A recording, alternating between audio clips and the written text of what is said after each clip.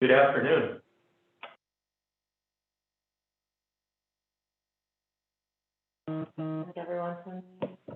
I believe we're just waiting for the chair to get started.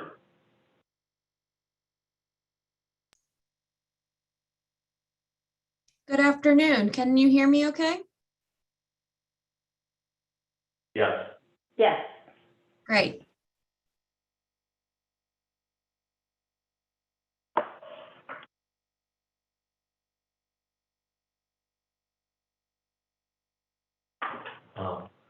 We have a,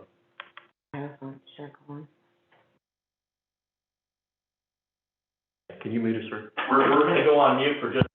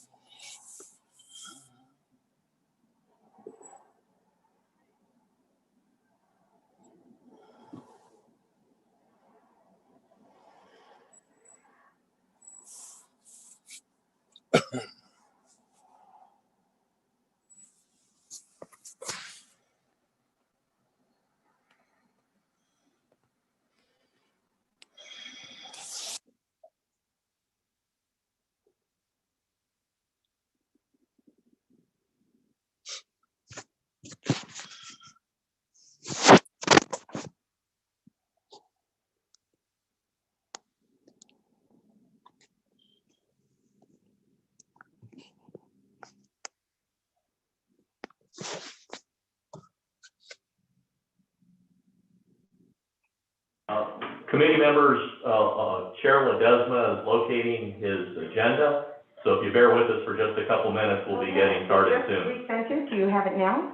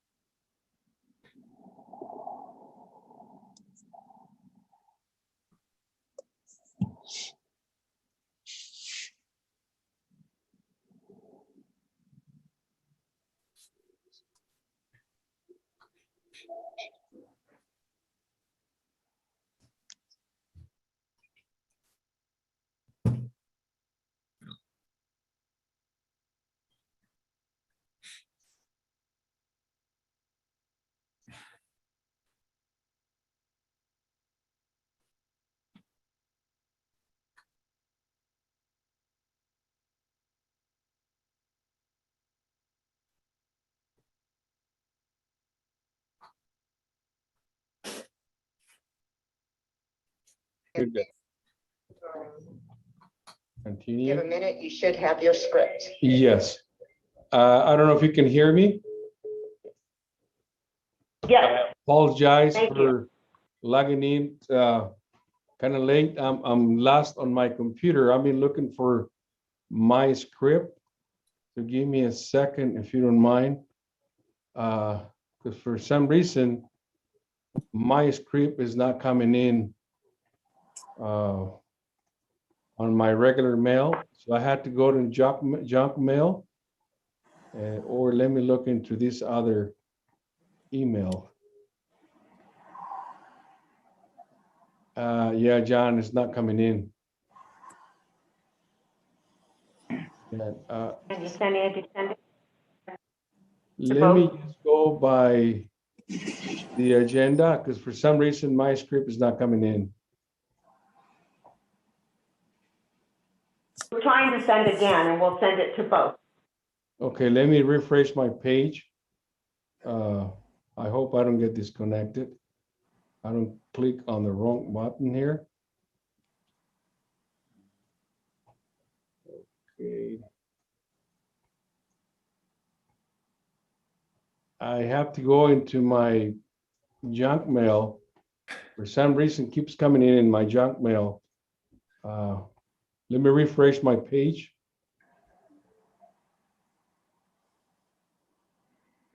Script director, I see one coming in. Let me try to find it now.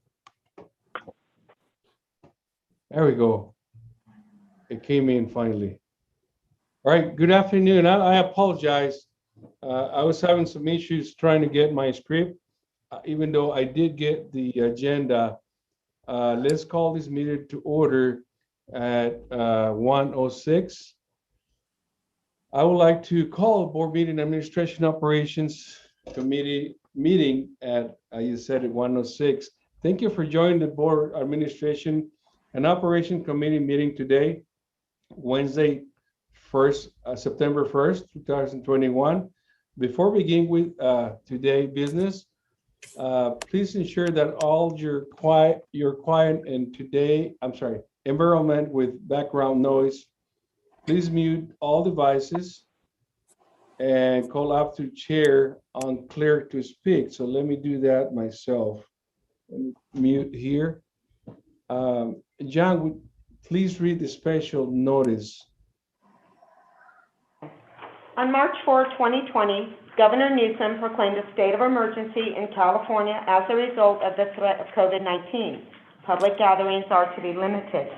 On March 18, 2020, Governor Newsom temporarily suspended the Brown Act requirements pertaining to telephonic conferencing of local government meetings and the requirement to have at least one physical location available to the public for purposes of attending the meeting. Further, on June 11, 2021, Governor Newsom extended the temporary suspension of the Brown Act requirements through September 30, 2021. As such, RTA has opted to conduct the September 1, 2021 Administration and Operations Committee meeting via teleconference. Thank you very much, Jan. And let's go with self-introductions for today's meeting. We'll take roll call, but first I would like to take a moment to welcome our newest board member, Mr. Steve Hemingway. I hope I did pronounce your name. Please don't get insulted if I did not. You pronounced it perfectly. Thank you. Thank you. He is from the city of Riverside, and he will replace Mr. Melendez. With that, Claire, would you please take a roll call? Yes. Alonso Ledesma, City of San Jacinto. Here. Jim Steiner, City of Corona. Here. Jerry Sinsich, County of Riverside, District 1. Here. Karen Spiegel, County of Riverside, District 2. Here. Brian Bergson, City of Costa Valley. Here. David Marquez, City of Moreno Valley. Here. Scott Denton, City of Murrieta. Here. Steve Hemingway, City of Riverside. Here. Jack Schwank, City of Temecula. I'm here. Oh, great. Chair, you have one. Thank Members, you. please remember. Go ahead, Jen. So RTA staff, Larry Rubio, Here. Charlie Ramirez, Here. Tom Franklin, Here. Laura Camacho. Here. Natalie Zaragoza. Here. Kristen Warsinski. Here. Rick Kazarowski. Here. Jim Neepkins. Here. Melissa Blankenship. Here. Stephanie Searles. Here. Robert Fernandez. Here. Albert Jimenez. Here. Brad Weaver. Here. Yesenia Felix. Here. Thank you, Chair. Thank you. Next item, it's item number 3, public comments, non-agenda items. John, would you please read directions for public comments? Members of the public may address the board regarding any item within the subject matter jurisdiction of the board. However, no action may be taken on off-agenda items unless authorized by law. Comments shall be limited to matters not listed on the agenda. Members of the public may comment on any matter listed on the agenda at the time that the board considers that matter. Each person's presentation is limited to a maximum of 3 minutes. Thank you. As clerk, I received any requests in writings? Yes, Chair Ledesma, I received a request from Keith White, who has asked his comment be read by staff. Great. John, would you please read the, read Keith's comments? Yes, thank you, Chair. Thank you. Good afternoon, committee members. I have a couple of funny bus stories. While I was riding the bus last month, I ran into Director Bridget Moore in downtown Riverside at University in Lemon. I had just come back from church and was waiting for the Route 29 to go home. She took a picture of her and I together. Now here's another story. On Saturday, August 28th, I went to a KOLA radio event at a new AM/PM on Van Buren Boulevard in Andrew. The bus stop was right smack in front of my KOLA radio event.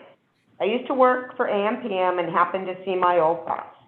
He didn't recognize me because I have lost weight. A couple of RTA drivers have told me that I don't take the Route 10, but I told them never underestimate a regular bus rider, as you never know where I will pop up. When I caught the Route 3 at the Corona Transit Center that evening, I was the only one on the bus all the way to Eastville. You never know who you might run into. It is a small world out there after all. Thank you for your time. Be safe out there. Sincerely yours, Keith White, RTA rider and bus advocate. That's right. Very small world. Is there any else on the line that would like to make a comment or items listed on the agenda? Hear none. The public comments portion item not listed on the agenda is now closed. Next item is item number 4 in this agenda, approval of minutes for the month of July 7, Administration and Operations Committee meeting. Does anyone have any comments? Do I have a motion to approve? Motion to approve first district. First district? Do I have a second? Second, Marietta. Okay, first district and second Marietta. If there's any no's? Are there any abstentions? The motion has passed. Thank you. Next item, item number 5, consent calendar. All items on the consent calendar will be approved by one motion, and the order will be this. I'm sorry. I didn't turn off my cellular. I put it in vibration, so I apologize. The next item, let me start all over. Item number 5, consent calendar.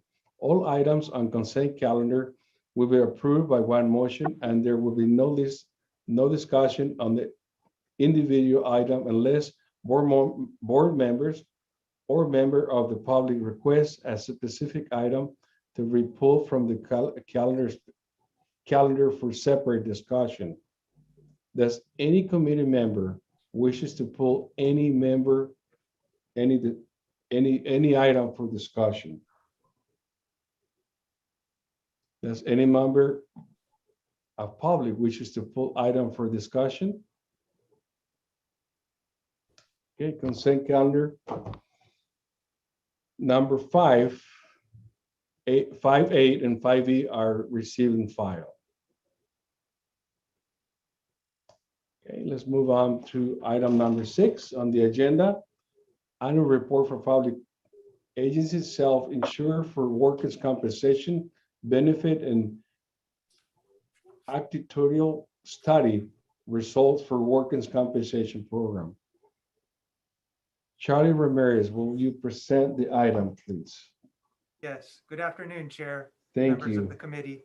My name is Charlie Ramirez, Chief Financial Officer for the agency. The agency is self-insured for workers' compensation, which means we directly fund the benefits paid out of this program. Public agencies that are self-insured for workers' compensation must file a report by October 1st with the state that details the prior fiscal year's claim activity, as well as notify its governing board that such filing was made. I can tell you that the agency made this filing in July, and hence it was on time. In conjunction with this filing, and due to the uncertain nature of claim costs into the future, the agency commissions an annual actuarial study to project out and estimate the outstanding claim costs at June 30th. This year's study was conducted by Aon Risk Solutions. Aon employs professional actuaries who use historical trends and statistical analysis to project out these outstanding estimated claim costs, which were determined to be approximately $3.4 million for this year. This is an increase from the prior year, mainly due to an additional year of workers' compensation exposure.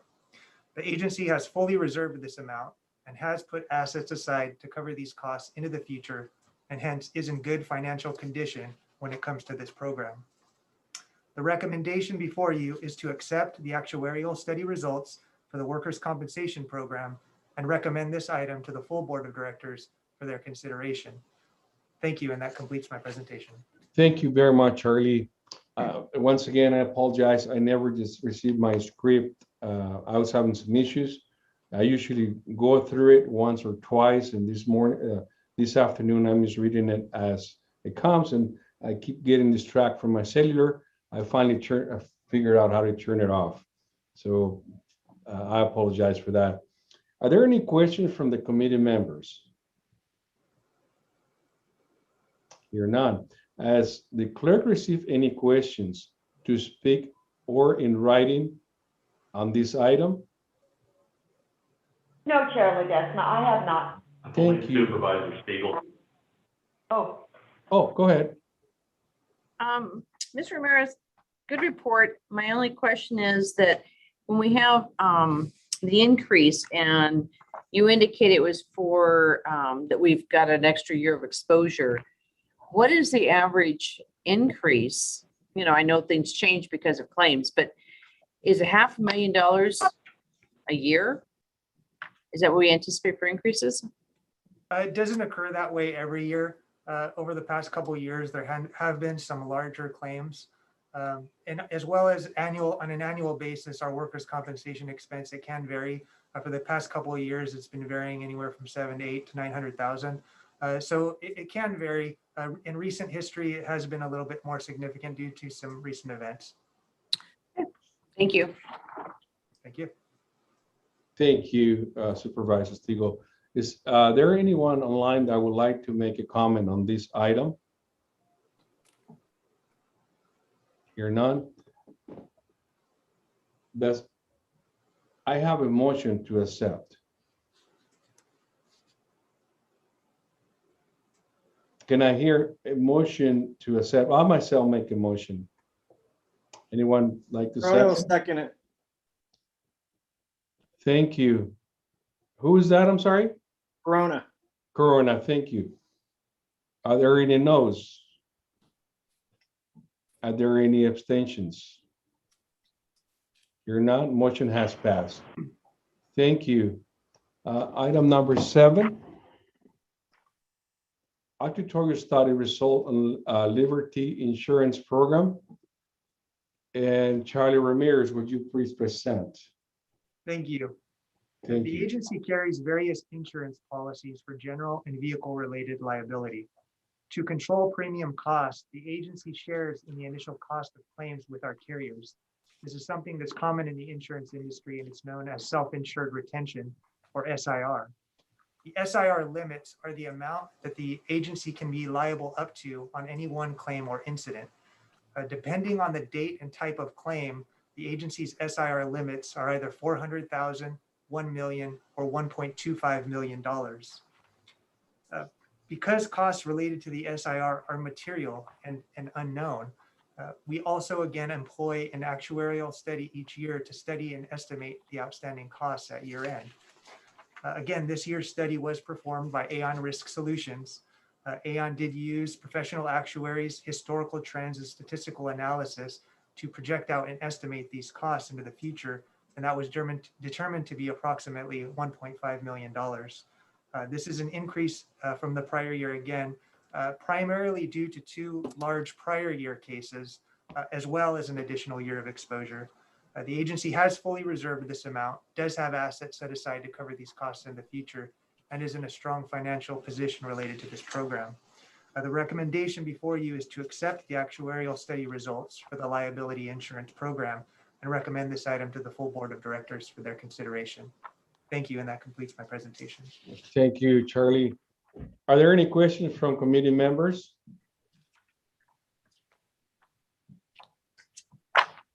Has the clerk received any questions to speak in writing on this item? No, Chair Ledesma, I have not. Thank you. Is there anyone in line that would like to speak, make comment on this item? Here none, do I have a motion to accept? Corona moves. Thank you. Can I a second? Second, all right. Thank you. Motion has passed. Item number 8, approve disadvantaged business enterprises DBE Department of Gold of 2.1% for federal financial year 2022 and 2024, as required under Federal Transit Administration FTA guidelines for code and federal regulations, Title 49, Part 26. Melissa Blankenship, would you present? I'm sorry for mispronouncing your last name. That's okay. Thank you, Melissa. Excuse me, Chair Ledesma. I'm sorry for interrupting. We did not take a vote on on item number 7. We had a motion to approve and a second, but we forgot to take a vote. So can we return to? So it's actuarial, right? Okay, so we're gonna make a vote on item number 7, correct? Yes, correct. Okay, well. We had a motion from Corona. Yeah, we had a motion from Corona. I think he was first, and then we have a second motion. Yeah, we had a second, I believe that was Marietta. Marietta? Okay. But I did one say, is there any no's? Are there any abstentions? And then I went, motion has passed, because I don't hear any no's and I don't hear any abstentions. Is that, Correct. did I take the vote correctly? Yes, we're good Thank now. you. Thank you. I'm sorry for. Thank Yeah, you, no, Chair. no, that's quite all right. All right. For the records, is that vote clear? They did pass, right? Vote's clear. Okay, Yes, it's clear. all right. Unanimous. Okay, let's go back to item number 8. Melissa, would you please present the item? Yes. Good afternoon, Chair and members of the committee. My name is Melissa Blankenship, and I am the agency's Director of Contracts. The item before you is to approve a disadvantaged business enterprise, also referred to as DBE, goal of 2.1% for federal fiscal years 2022 through 2024. The agency's current DBE goal of 1.5% is in effect through September 30th of this year, and the new proposed goal of 2.1% will take effect October 1st of this year. The primary purpose of the DBE program is to level the playing field by providing small businesses, owned and controlled by socially and economically disadvantaged individuals, a fair opportunity to compete for federally funded contracts. To determine the DBE goal, staff utilized the United States Department of Transportation tips for goal setting in the DBE program. Step 1 is the determination of a base figure. Staff must first define all the federally funded projects that have contracting opportunity during this triennial period. Once the projects are defined, category codes are assigned to those projects, also known as NAICS codes, which stands for North American Industry Classification System. RTA followed the prescribed federal methodology to determining a base figure. RTA looked at the availability of DBE firms in each category code and also looked at the availability of all firms in each category code. This information was gathered through the California Department of Transportation Office of Civil Rights DBE search and the 2019 U.S. Census Bureau County Business Patterns database. The base figure is derived by dividing the number of available DBE firms identified in each category code by the number of all firms available in each category code, which is referred to as relative availability. This calculation resulted in a base figure of 2.3%. Step 2 in the process is adjusting the base figure. RTA followed the narrow tailoring provisions set forth under 49 CFR Part 26 DBE Goal Adjustment Guidelines. The primary form of evidence available for adjustment is the past participation of DBEs in RTA's contracting. Staff calculated past DBE participation attainments for the last 5 federal fiscal years. The median DBE attained was 1.8%. The adjustment is calculated by averaging the base figure of 2.3% with a median DBE past attainment of 1.8%. The formula resulted in a proposed adjustment to the base figure from 2.3% to 2.1%. A copy of the step-by-step methodology is attached to your staff report for reference. There is no direct fiscal impact associated with this recommendation. However, in order for the agency to continue to be eligible to receive any federal funding, we are required to establish and submit a disadvantaged business enterprise goal every 3 years.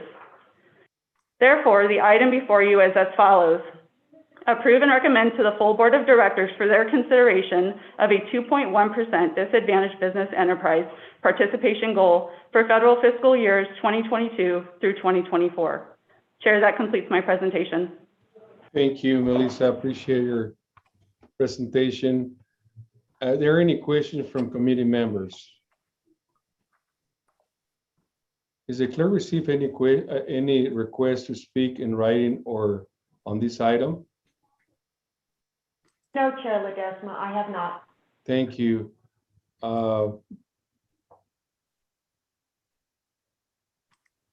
Is there anyone online that would like to speak or make a comment on this item? Hear none, do I have a motion to approve?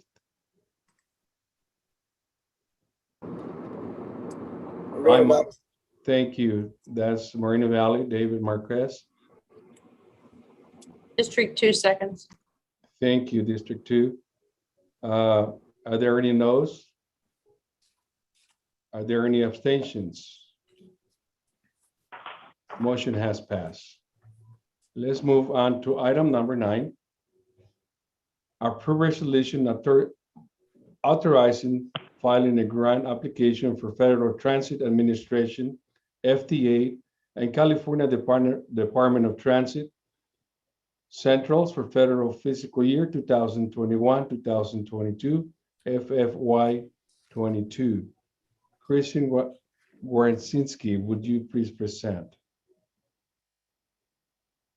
Thank you, Chair Ledesma and members of the committee. My name is Kristen Warsinski, and I'm the Director of Planning. The item before you today consists of 2 resolutions authorizing the filing of grant applications with the FTA and Caltrans for federal fiscal year 2022, or FFY 22. The attached resolutions are required for us to apply for federal funding, and we do these resolutions on an annual basis. The Fixing America's Surface Transportation, or FAST Act, is set to expire on September 30th of 2021, and we are waiting to see if the new Infrastructure Investment and Jobs Act, which includes a new surface transportation bill, will be approved by the Senate. Was approved by the Senate, but will be approved by the House of Representatives. They are supposed to vote on this bill on September 27th. So right before the expiration. Either way, we will need these resolutions to apply for federal funding, and the resolutions do have language that reference the FAST Act or subsequent reauthorization bills so that we can use them whether a new bill is passed or the FAST Act is extended again. Annually, FTA apportions funds under a variety of grant programs. For 5307, 5309, and 5339 funds, RTA is a direct recipient. For 5304, 5310, and 5311 funds, Caltrans is a designated recipient. We apply through Caltrans. The funds are expenses as noted in your staff report. In some cases, the timeline to apply for grants does not allow staff to present it to the board for approval prior to application. In these cases, staff would bring the grant back for ratification at the next appropriate meeting. We do not anticipate any applications this year for 5304 or 5309 funds, but we would be able to apply should the opportunity arise. We will be allocated 5310 and 5311 funding this year. We don't know the amounts yet, but these resolutions will allow us to apply, and the grants would be brought back for your approval as part of the Fiscal Year 23 Short Range Transit Plan, or SRTP. And we will be applying for 5307 and 5339 urban and small urban funding as noted in the FY22 SRTP. There is no fiscal impact associated with this item. The recommendation today is to approve and recommend this item to the full Board of Directors for their consideration as follows. Authorize the board chair to execute resolution number 2021-05 and 2021-06. Authorize staff to submit related grant applications using the attached resolutions as required by Caltrans and FTA. And authorize the Chief Executive Officer or assigned designee to file and execute related applications with Caltrans and FTA. Mr. Chair, that concludes my presentation. Thank you, Christine, for your presentation. Are there any questions from committee members? Has the clerk received any requests to speak in writing on this item? No, Chair, I have not. Thank you. Is there anyone online that would like to make a comment on this item? Hear none, that I have a motion to approve. Temecula moves. Okay. District 1, second. Temecula and District 1, second. Are there any noes? Are there any abstentions? Motion has passed. Thank you. Let's move to item number 10. Approve the Vine Street Mobility Hub final design and authorize the procuring of construction services. Christy Warsinski will present. Go ahead. Thank you. Good afternoon, Chair, members of the committee. The item before you today is a request for approval of the Vine Street Mobility Hub final design and to authorize the procurement of construction services. We have a presentation for you today that highlights the process we have gone through from the conceptual plan through final design. I will be sharing this presentation with Ms. Kimberly Winder, who is project manager from SOMAS, and also the engineer of record for this project.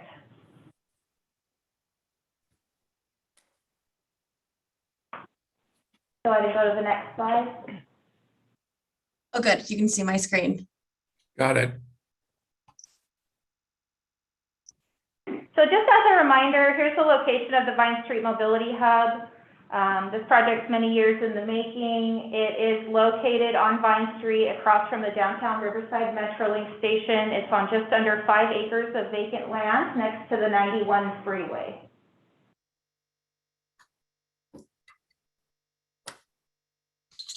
So first, we'll briefly discuss the conceptual plan process and board approval, which occurred about a year ago in July of 2020. I'm going to turn the presentation over to Kimberly. All right, thank you, Kristen. So during the conceptual phase, we presented various layouts for the transit hub and showcased options for station elements, pulling from existing mobility hubs as shown here on the screen. Traditional rider amenities include safe access to the hub plaza, shelter from the weather, seating areas, trash receptacles, adequate lighting, and security. Station elements also include information kiosks, real-time messaging signs, directional signs, marked bus bays. This project also provides an opportunity to include artistic elements, including public art. So as Kristen described earlier, the overall project site has a wedge-shaped parcel, approximately 4.7 acres. So on the screen is the center bus island concept, which was shared with all of you, with buses circulating around its perimeter. The configuration provides for safe rider transfer within the center bus plaza and minimizes pedestrian and bus conflicts. So with this approved concept, the design team went into final design phase and hosted public workshops that Kristen will describe in more detail.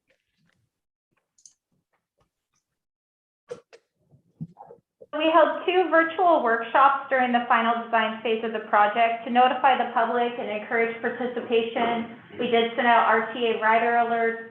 We sent out social media notifications through our Instagram, Twitter, and Facebook. We did email notifications. We had flyers for both of the workshops. And then we also did door-to-door canvassing and hung door knockers on 2,500 different residences and businesses throughout the project area. And we did that for both of the public workshops. Next slide. So the first public workshop was April 15th through April 20th.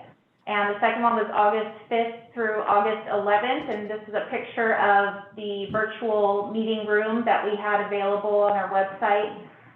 It was set up to look like a real community workshop that we would do in person with the project board.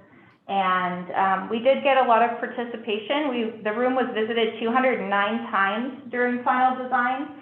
We collected 23 surveys. We found out that most people are traveling for work, medical appointments, and entertainment. People named routes 14, 22, and dial-a-ride as some of the services they would like added to the hub, and public restrooms and security were 2 of the main requests that we had during final design. So we incorporated what we heard. And next slide, please. And that brings us to final design of the mobility hub, which is what we are here to show you today. I'm going to turn it back over to Kimberly. All right, thanks, Kristen. Yes, I'm really excited to show you our final design. So on the screen here is our final design rendering. We held true to our concept in many ways for the various elements of the mobility hub, starting with the center bus island. So there are 2 bus islands shown. The larger can accommodate 14 buses, while the smaller bus island can accommodate an additional 4. Both islands are equipped with various rider amenities, including overhead canopy shelters.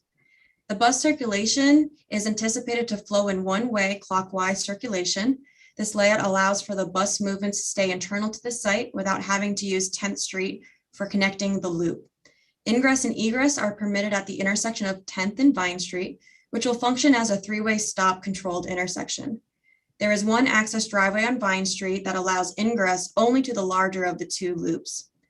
Fencing around the hub have been strategically placed for safety of both the riders and operators and only allow crossing at dedicated crosswalk locations.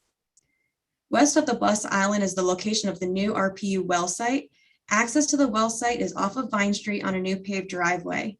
The remaining space behind the well site and west of the large bus island is a green space, an area where someone can sit, read, and enjoy the views and wait for their bus.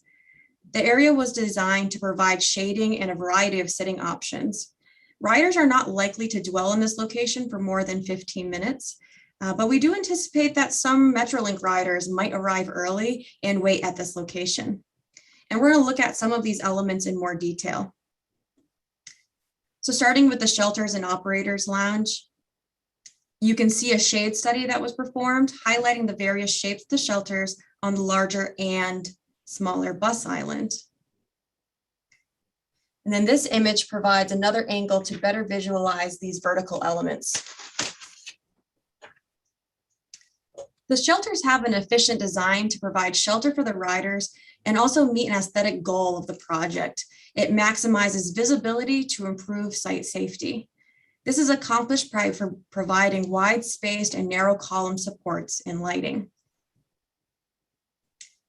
In a similar way, the operator's lounge and security office was designed programmatically to meet the needs of the operators. The building includes a driver's only restroom, public restroom, mechanical, electrical, and storage rooms. It also includes a security office. As you can see, the office windows pop out from the building frontage. This provides clear line of sight to the mobility hub. Getting into the site elements, we selected for the mobility hub serve a function and aesthetic purpose. Low decorative walls for separation and seating, decorative light poles and lighting security, an overhead shade structure within the community park area, and decorative vertical sculptures located within the park and bus platforms. An important element of the mobility hub is connecting back to the region. We plan to do this by creating a center spine through the large island to be an abstraction of the Santa Ana River, less than 2 miles away.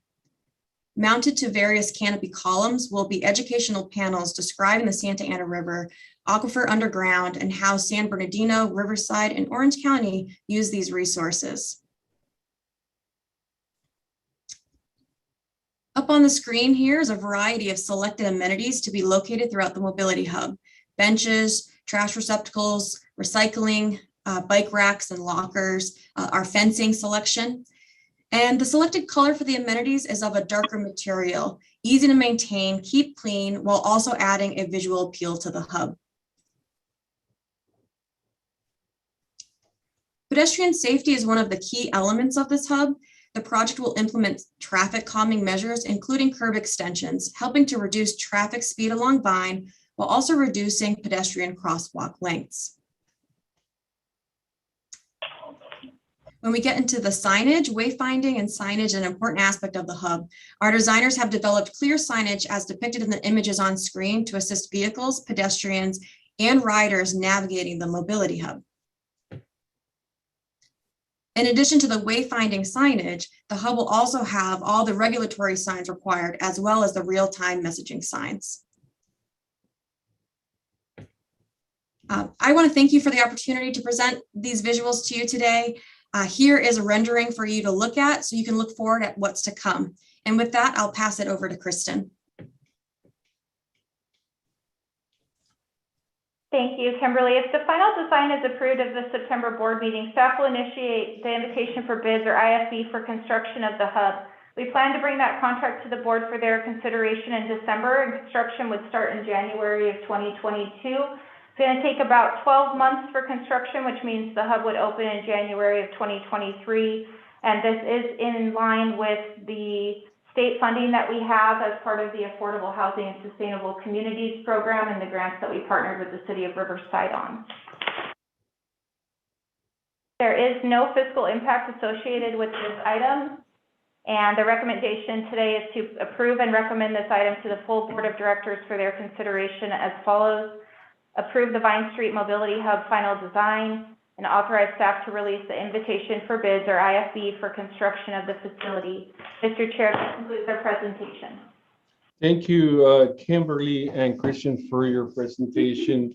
Are there any questions from committee members? Has the clerk received any questions to speak in writing on this item? District 2, Director Spiegel, I'd like to. Oh, go ahead. I'm sorry. Yes, my question is more, I'm really intrigued with the park. And looking at the signage, is it going to be the same size as the mobility hub sign and the Vine Street Community Park sign? Are they going to be similar, the same size? These don't depict that, but I was just curious on that part. The signs, thank you, Director Spiegel. The signs are going to be similar in size. The park sign is a little bit smaller just because there's less wording on it, so it'll be a little more condensed, and we want to maximize the space for the passengers, but they will be similar as far as height and coloring and all of that type of stuff, materials. I think it looks great. I think it's been more than 5 years, Larry, when you're talking about working on this. Supervisor Spiegel, this actually predates me. I knew it was more than 5 years because it predates me. Thank you. Thank you. Any other question from committee members? Okay, here none. Is there, Clark, receive any questions to speak on this item in writing? No, Chair Ledesma, I have not. Thank you. Are there anyone online that would like to make a comment on this item? This is Keith White from Eastbell. First of all, I've been watching this closely with Kristen, letting her know my concerns and stuff, and been in contact with Joan, and they've been letting me know what's going on. But this is a much needed thing. I mean, considering going to university with some issues and all this, we really need this. I mean, RTA has worked so hard with this. I cannot wait for them to approve this and cannot wait to see what it looks like in person. But RTA has done a great job on this issue. And like I said, Kristen has called me. I had concerns and she's done really good. Like I said, they have asked my concerns, but please pass this and get this passed so we can get this built. I cannot wait. Thank you. Thank you, Mr. Keith, for your comments. Do I have a motion to approve? Marietta moves. Right, no, go ahead. Marietta and who else? Riverside's happy. Second. Riverside. Okay, you got that, yeah? Marietta and Riverside. Do I hear Yes, thank any you. no's? Are there any abstentions? Motion has passed. Thank you. Item number 11, board member comments. And we're going to start with SAC. Nothing today from me, Chair. Thank you very much for being in tune. I know you're out of town. James Stainer. Nothing for me, Chair. Thank you. Brian Dickinson. Yes, I just had a comment. I know it's not an agendized item today, but you know, in driving around my city in Rupa Valley, I'm noticing people out there at the bus stops, and a lot of our bus stops don't have any kind of shade structure or shelter of any kind, and the heat just keeps beating up on everybody. Can we get something that kind of indicates where we are with, you know, addition of new bus stops, not stops, but the shelters, shade structures, things like that. I don't know if RTA keeps some kind of a log of all of, you know, at least in our city, of all of the bus stops and what amenities each one has, but we certainly like to see, you know, where we stand and what the future holds with whatever funding buckets might be available to address this down the road. Yes, Director Bergson, this is Kristen Wersinski, Director of Planning. I can get you a list of all of the amenities that have been deployed in your city in the past, however long you want, past few years at least. And I can also get you a list of what is upcoming. We do have a list of stops that we're going to be improving this fiscal year. I believe you have at least one on that list. We do have a policy that says that we spread out these amenities every year and try to do half of them based on ridership and half based on geographic equity, but I can get you all of that information. That would be great. I appreciate that. Thank you, David. I'm sorry, Brian. Let's move to David Marquez. Nothing today, Chair, Mr. Chair. Thank you. Scott Benton. I have nothing. Thank you, Chair. Thank you. Steve Hemway. Yes, thank you. No, nothing for me, just grateful to be a part of this group now. And thank you, staff, for even the last item there. Great work, and looking forward to many things ahead. Thanks. Thank you once again, Chair, to being part of this committee. And once again, welcome. Jerry Sinsage? Nothing from me, Mr. Chair. Thank you. Ms. Karen Spiegel? Just a couple things real quick. One is, I would be remiss if I did not make sure I mention that you do have an election, special election coming up on September 14th. You have probably or should have already received your ballot in the mail. Please return it. However you return it, whether it's in person or mailing or on election day, and you want to go vote on the polls, you may do any of those options. But it's really important that as elected leaders that we lead by example and make sure that we make our vote heard. Thank you. Thank you. Karen, I do have one item. It's not an agendized item either, but it's Monday. I was driving south north on San Jacinto in the city of Hemet, corner of Devonshire and San Jacinto. Looks like one of the benches was run by a vehicle, and there was a person sitting on that bench. It was very unsafe.